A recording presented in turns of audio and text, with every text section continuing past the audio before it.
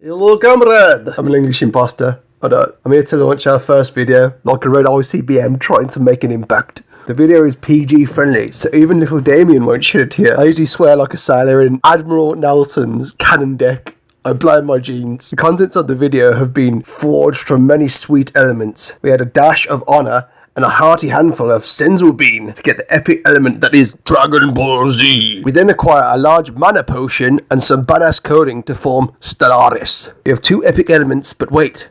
I am deranged enough to throw these epic elements into the froth. What emerges is something mega. Dragonball Z Stellaris Saiyan Challenge. The last ingredient I put into the broth was a scouter, if you're wondering what makes it Saiyan. This game can and will become your sick obsession. You can bring your favourite sci-fi universes to life using Stellaris, which is epic, you know. So I'm going to show you gamers what we have got today. I love Dragonball Z. I'd forced my parents to rush home like they were driving an ambulance so I could get my fix.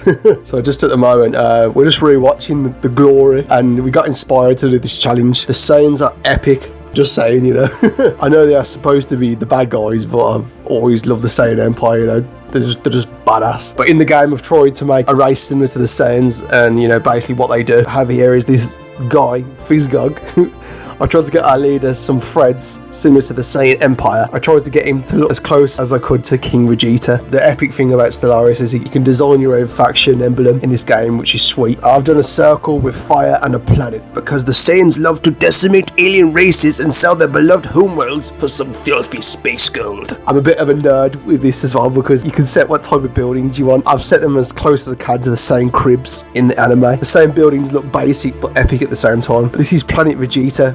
Obviously, it's just a desert planet world. It's rather barren, which is pretty sweet. I worship this game because you can actually set what type of society, beliefs, and traits your empire has. My empire is a despotic empire, which basically means this government is a pure form of autocracy, with an absolute ruler that governs the state with an iron-gripping appendage for the mighty Saiyan race. Basically, the colony cost is 15% less, and the same borders are 10% wider. The glorious Saiyan Empire can set up colonies everywhere and will push their borders further than any other weak alien race. They're also collective and love being a group together, which is how they conquered Planet Plant in the anime. They're originally refugees from the original planet Zlada, which was destroyed by the Saiyan fighting each other. They arrived on a Planet Plant and rose up against the Tuffles, original aliens, to make it their new world, Planet Vegeta. The Saiyans are the beefcake juggernauts who will rule the entire galaxy in the biggest way possible. The Tuffles were superior in technology compared to the Saiyans and treated them like second-class citizens. Saiyans were held back by the humanoid Tuffles until a full moon enabled them to transform into the golden Saiyan giant death apes,